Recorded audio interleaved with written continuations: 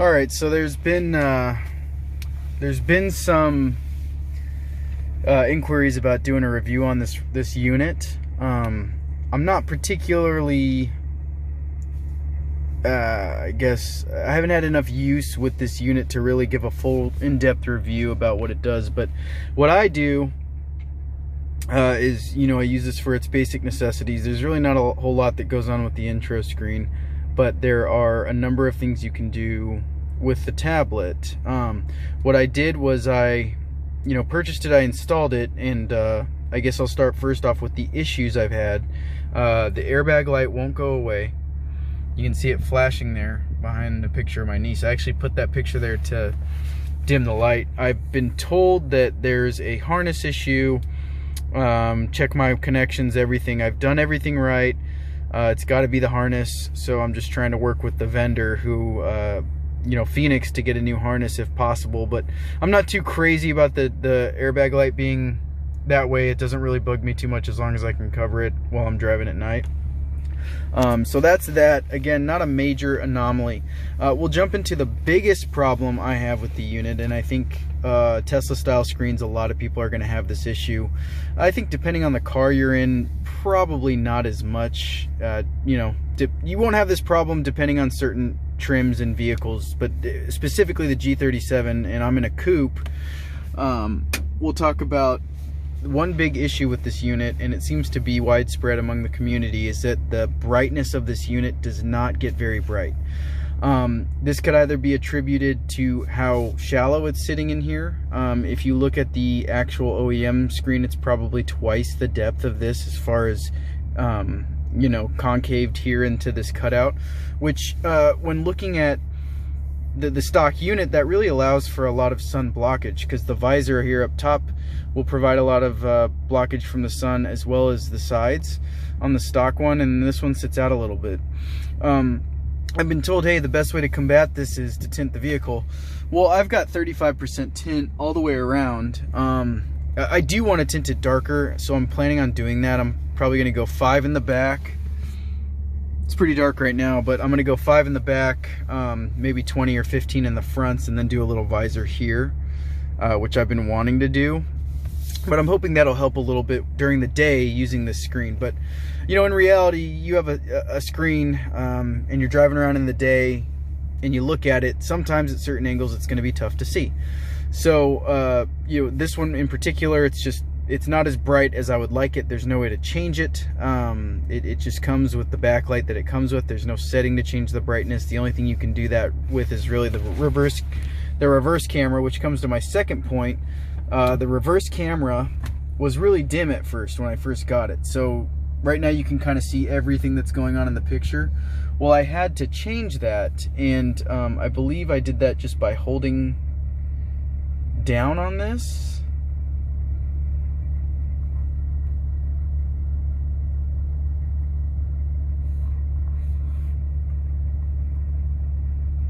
I don't remember how I did it. I think I did one of these settings and then held it down.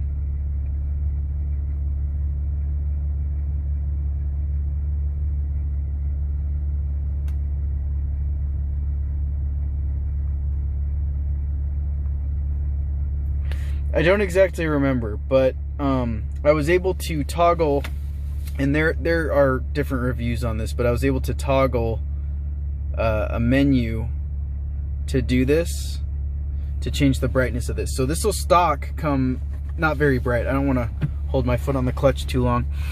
So you can change the brightness of the backup camera, but I believe that's in the settings of the actual camera itself. I don't think it's going to have to do with this unit at all. I think it just adds effect to the camera. But we'll get into what I use the unit for. That's what I'm going to tell you guys. I don't necessarily want to get into its features and stuff because I don't know everything about the tablet. But what I use it for is very basic. I'll use the AutoKit app, and that's for my phone. It's not hooked up now, but I'll use AutoKit, which I do the Android Auto, and then that's really what I use as the interface for the radio. I've got my maps on there. Let's see if we can plug it in. I don't know if it's going to kill the video.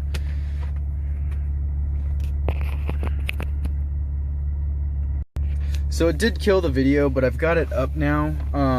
This is the AutoKit app. I've just got the map on kind of somewhere obscure. You know, I'm not crazy about giving my location out, but anyway, so the map feature is what I have up usually when I'm driving, which is great. But I love the AutoKit app because I can, you know, toggle my Sirius XM, which I play all the time. I love my Sirius. Got that watercolors going, and you know, also my, you know, my music and stuff. So if I click down here, I can, you know, I can navigate through the phone essentially, and it's just like having Android Auto. And it's really convenient because if I'm driving and I get a message or something, I can see it pop up.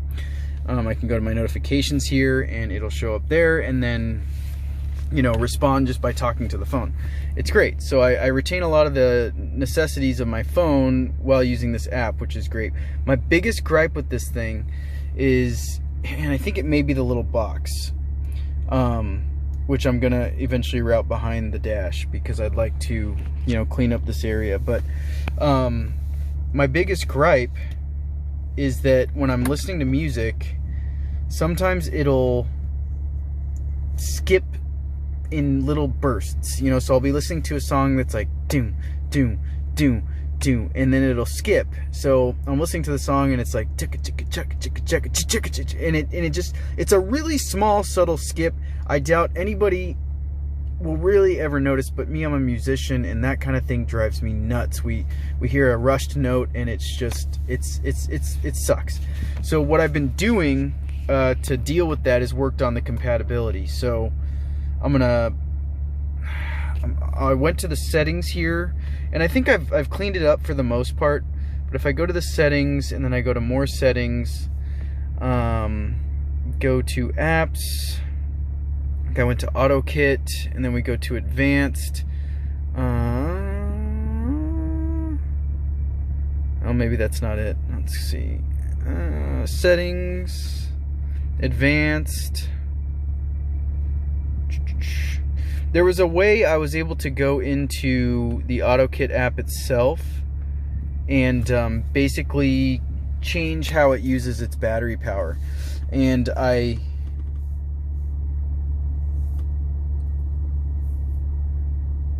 don't exactly remember how I got there, but I figured it out, and there was a way.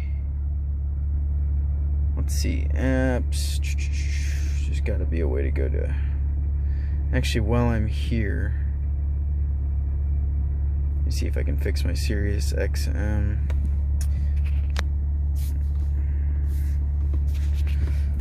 Okay, well, anyways, okay, so maybe it's this one, settings.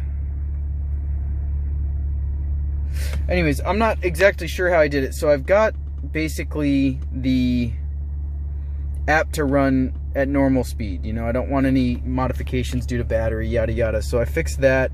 I've also got it running on, you know, the fastest setting. So for the most part, it's cleaned up, but we'll just have to see. Oh, that's interesting.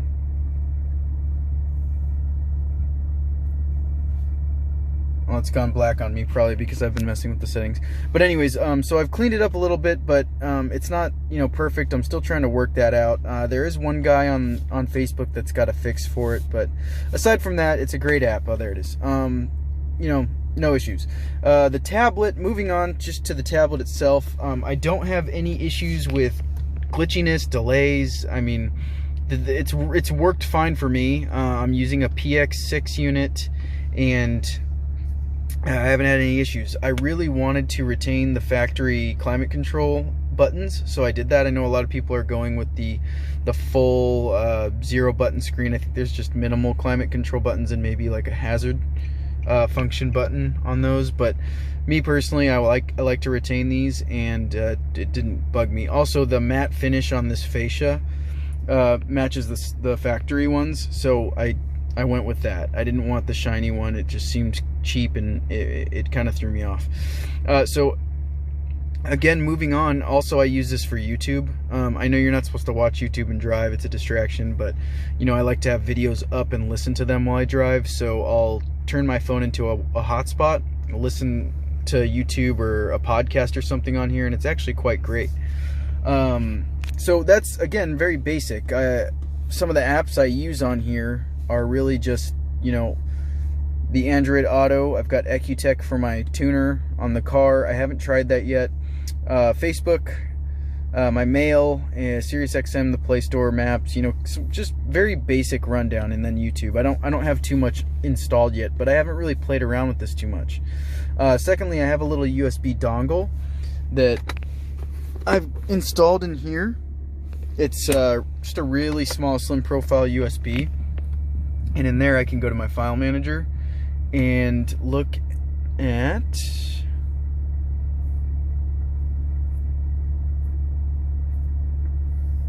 oh, here it is, SanDisk. So the flash, this is going to be the memory on the device itself. I don't really mess with that. And then there's SanDisk. So here I've got everything that I keep on here. Right now it's just, I just loaded some movies on it to try it. So I've got Arrival, Lost, Signs, Sinister. So let's do Arrival. There's a good scene in Arrival I'd like to see. Here's the movie itself.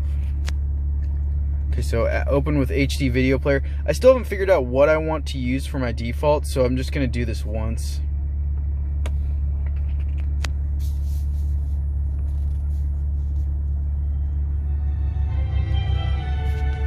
See if we can get to the good part.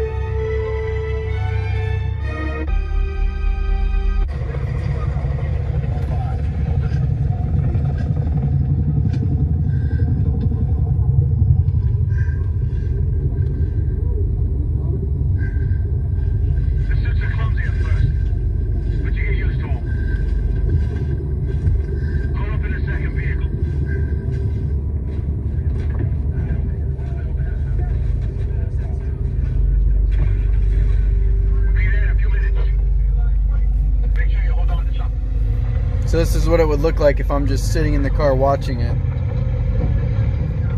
I can move this out of the way.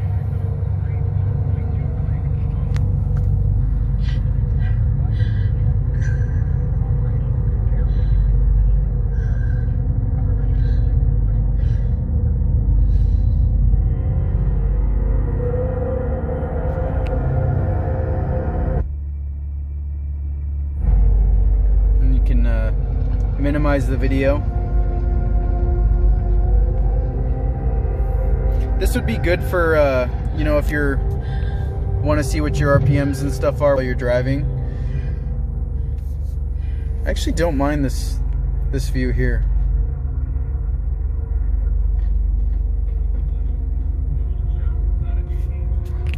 It's actually not a bad little player. I think you can move it too.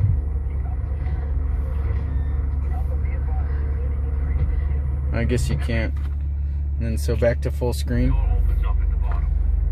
Full screen's not bad though.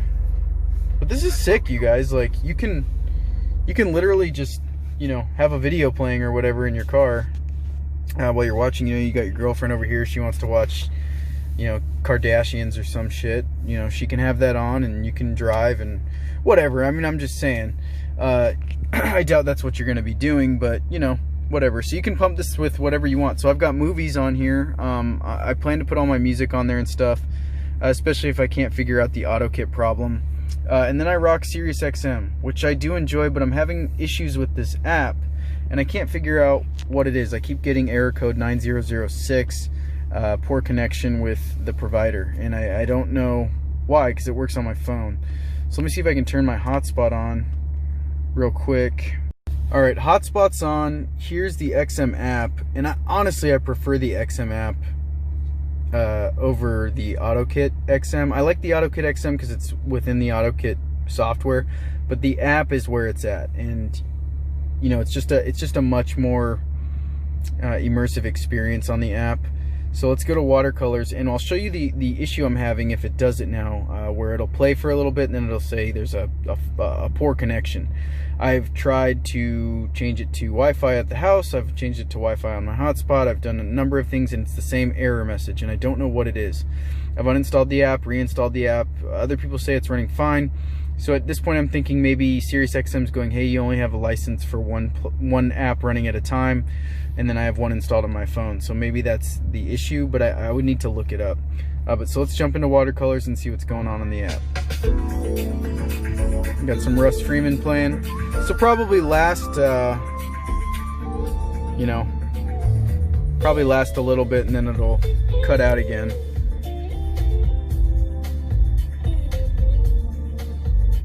Yep, there it goes. It's gonna cut out. So I don't know what the problem is there. I got to get that figured out because I really do like using the app. You know, if I'm ever if I want to throw my phone off the auto kit and onto the charger and just, you know, listen to XM on the radio, I need to have that option. So outside of that,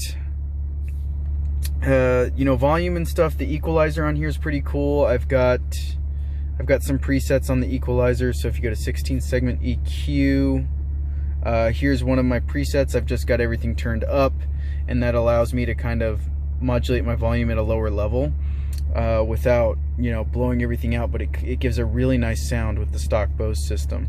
And then I've got some other presets as well. So that's 2. If I go to 1, we go to the EQ here, you can see what I've done with 1, and this one's kind of more like plugged in music files and stuff like that. But overall, it's a great system, you guys. I plan on changing this to my vehicle. I plan on changing the boot logo and you know, getting to know more of the app. Another cool thing I discovered here was console. This gives you kind of your car settings, you know, light sensitivity, you know, shutdown light, automatic delay. Like, there's just some cool settings in here that are kind of factory retained, which I think was great. If you guys need to ever get into the actual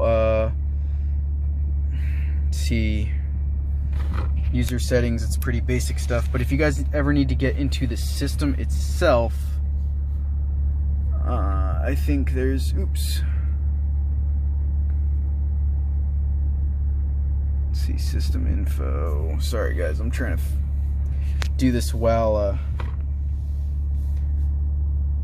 date and time. I wonder how you get into the actual system. I think system, advanced,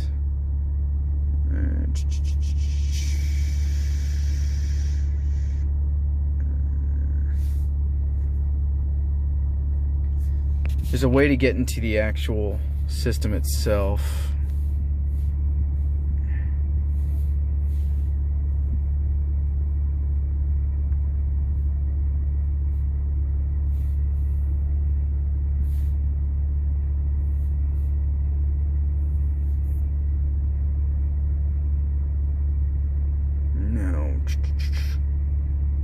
System info, upgrade, no, it's not what we want to do. Why is this such a trouble now? There's a way to get into the actual, no. Anyways, the code's 8861, I believe. I'm trying to, oh, here we go. Install set. So you go to install set, okay? 8861. And this will get you into the actual, you know, whatever, manufacturer settings menu. Be careful what you do in here. I'm not going to go in depth about what this stuff does. I really haven't changed anything in here. I went in here to see if you could change the brightness, but there's not really much you can do. So I just kind of left it be, but you can mess with your volumes and the controllers for your air unit and stuff. And then up top you can decide what kind of car it is, and they have a list of cars. Just, I would not fuck around with that. Just stick with what it has and mess with these settings if you want at your own risk, but I wouldn't really mess with them. So anyways, that's it for now, guys. You know, just a quick rundown. I don't know everything about this radio, so feel free to open up a dialogue below. But, you know, we're just learning. So far, I'd say, compared to the stock unit, this is much better. It's definitely an upgrade. There are some quirks, but, you know, with technology, even the stock system had quirks. So sometimes we look at this and we go, hey, this thing's problematic. There's much better units out there, but maybe you should take that with a grain of salt and also think, hey, everything's gonna have a quirk. You know, I know the stock system would always, you know, skip my navigation voice when I was driving. It would just skip for some reason, and I wouldn't be able to understand what the Navi was telling me. I'd just have to look at it. So stuff like that is going to come up with technology, but overall I think it's great. The brightness thing is an issue. That's my biggest gripe. It's not bright enough sometimes. So if you're really concerned about driving with this during the day and you don't want to tint your windows dark, maybe consider that. But you know, for me, it's not terrible. You know, my eyes are usually on the road. Once I get my radio going, I'm going. But you know, tinting the windows doesn't hurt. Aside from that, it's a great unit. I'm pleased. You know, it's money well spent. I'm definitely enjoying it, and I haven't had a ton of major issues like some of the other people are claiming. So anyways, hope this helps you guys. I know it's not really the best rundown video, but I hope it really helps you with this decision on this purchase. And you know, maybe if you get this unit, we can kind of have a discussion and move through together and figure it out. There's a firmware update that changes some of the the appearances and the aesthetics of the unit and the UI. I believe there's a gentleman named Sergi who's selling that. It's Tesla style firmware update and upgrade page. I'm thinking about getting that. It doesn't really have any features that I'm going to use, so I don't know if I want to spend the money on that right now. I don't know if the price is variable, so I'm not going to say what he's told me it would cost, but it's totally affordable if you're trying to update it. I know the firmware allows you to change the user interface, so you can have all these different what's the term, these themes that go along, so you can change the theme. He updates themes all the time. It's like Samsung themes if you have a Samsung phone, so that's kind of cool, and you can kind of customize what you want to do and create a launcher and stuff. But anyways, outside from that, you know, if you guys have any questions, drop them down. Let's start a discussion. Let's let's talk about this unit if you're thinking about getting it. I definitely think it's worth it, and worth a shot, so hit me up.